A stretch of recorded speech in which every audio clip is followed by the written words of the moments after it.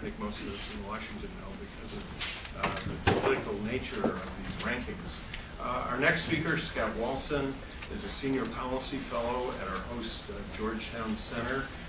He's also a senior fellow at the Technology Policy Institute. Without further ado, Scott.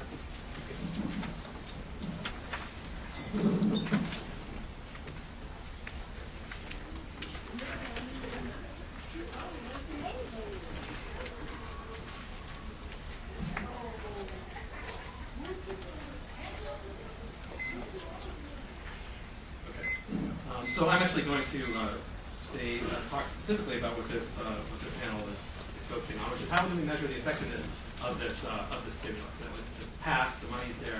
How are we going to know whether it works? Well, so first let me say that to do an evaluation properly of this of whatever we do to implement this program is really gives us a unique opportunity here. Usually when you try to evaluate some programs, you've got to deal with an organization that really wants to make sure it sticks around forever and isn't going to take kindly to a negative evaluation. We don't really have to worry about that here because this is just a temporary program.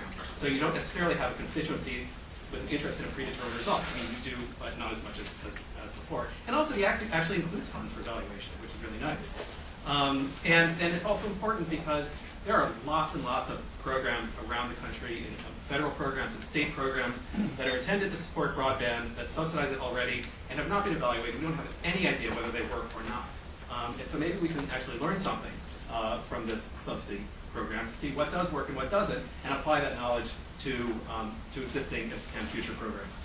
Okay, now, the first question, of course, is what should we measure? Now, when we're talking about evaluation, what it says in the bill is, we want to minimize waste, fraud, and abuse. And sure, nobody likes fraud, except of course with people who are committing fraud and get away with it. But that's not the issue here. The issue is exactly what Dave said. We want to make sure that the money is not going for things that already are going to happen, and that's really, really hard to figure out. Because if you give money to somebody for a project that's going to happen anyway, they take the money and then they say, "Look, I spent it on this project. It's exactly what I said I would do." And then the person who's looking at the program says, "Well, that's great. You did what you said you had. Success. Check." But in fact, the subsidy then had absolutely no effect. And in that case, you get no stimulus, you get no improvement in broadband, useless. So that's what you want to try to measure. Make sure you want to design the program so that it tries to have an effect on the margin, as economists would say. It does something new. It does not fund things that would have happened already. And that's going to be the real issue, not the fraud. Okay. Now, when you're evaluating, the first thing you want to know is what is it you're trying to measure? Everybody talks about all the jobs that are going to be created. There's no way to measure that. I just think you can't measure. I think some people like to say it because it sounds good and it's completely unmeasurable, so you can attribute whatever you want to jobs. But instead, let's think carefully about what we're doing. So first, separate out supply and demand. Most of this program focuses on supply. In that case, you want to measure the homes newly passed or the population newly covered if it's wireless. And then if you're looking at adoption, demand, which is separate, because we know that not everybody who can get broadband does get broadband, as John showed. Then you want to measure new subscribers.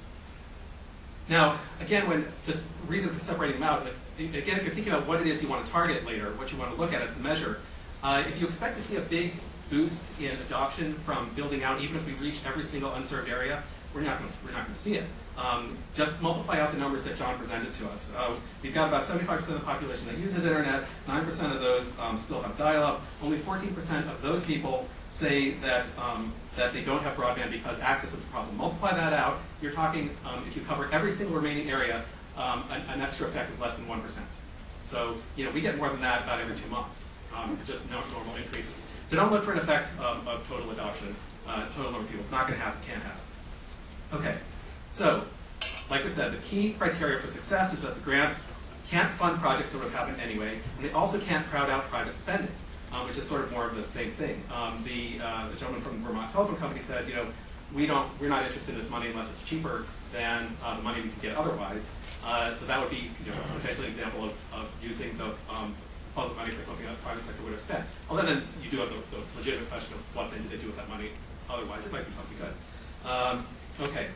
But you have to build evaluation in from the beginning. If all you do is look at the grant recipients after the fact, you're not going to know whether it was something that would have happened anyway. Like I said, you've got selection bias. These were maybe good projects. It's difficult to determine whether the project was something that wouldn't have been done. Success stories don't constitute evaluation. There will always be success stories, and they don't prove that the grant itself had anything to do with it.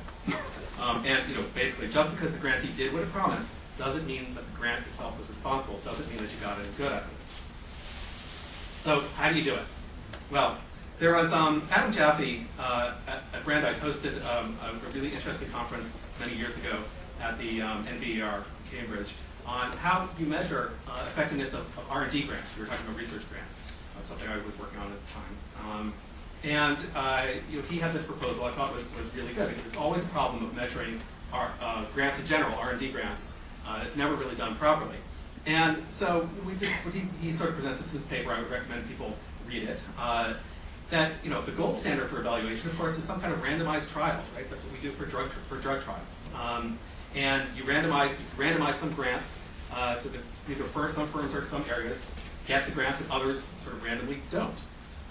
Now, some people hear that suggestion and they think, oh my God, that's just ridiculous. It's politically impossible. But consider that we, in fact, do this with some programs. We do this with the Job Training Partnership Act and others. And so when I hear people say that we can't do this with grant programs, with subsidy programs to firms, the interpretation of that is that it's politically okay to experiment with poor people, and it's not politically okay to experiment with companies. And that shouldn't be the case, right? Because we want to learn something.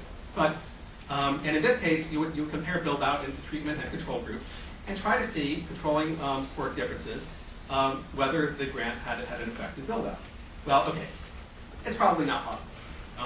So then you go to the second best. I wrote bronze here. I guess bronze is third, isn't it?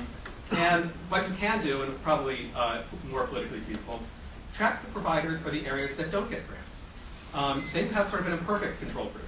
Did they continue with their proposed projects, even without a grant? And then it's going to be harder to control for particular issues.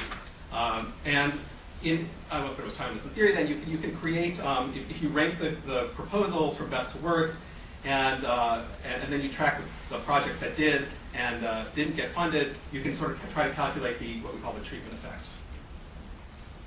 Another important thing to do, I think, is to obtain historical build-out and investment data from grant recipients. Then you can look at their trends over time. Do you see any noticeable difference in the trends, maybe in a particular area? You might want to look, because in context of billions of dollars, of course, it's going to be hard to tell. Then you can look at whether this affected the trends overall. And so those are some things you can do to see whether it did something. Okay, so general conclusions: don't fund projects that don't happen anyway. Be clear about what you want to measure, availability versus adoption, and design the program in a way that facilitates evaluation, which includes control groups, think about the data you'll need in advance, and randomization where possible.